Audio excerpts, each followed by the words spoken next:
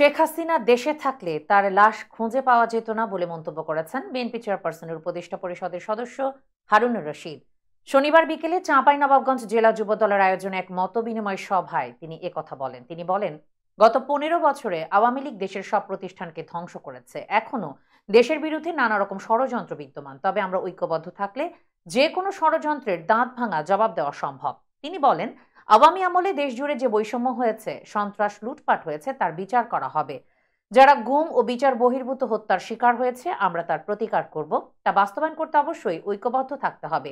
বিএনপির এই নেতা বলেন, আমরা আওয়ামী সরকারকে গুম, হত্যা, মিথ্যা মামলার বিষয়ে জানি, তবুও আমাদেরকে ধৈর্য ধারণ করতে হবে। কোনো অবস্থাতেই আইন নিজের হাতে তোলা যাবে না। তিনি বলেন, আমরা নিজেরা যেমন অন্যায় করব না, তেমনি অন্যায় সহ্যও করব না। কিন্তু গত 15 বছর যারা দেশে দুঃশাসন চালিয়েছে, তাদের এত সহজে ভুলব না, এত সহজে মাফ করব না। হারুনুর রশিদ বলেন, আওয়ামী লীগ পালিয়েছে, কিন্তু প্রশাসনে তাদের দোসররা এখনো রয়েছে। তাদেরকে চাকরি থেকে বহিষ্কার করতে হবে। যতক্ষণ না তাদেরকে সরানো হবে, ততক্ষণ শৃঙ্খলা ফিরে আসবে না।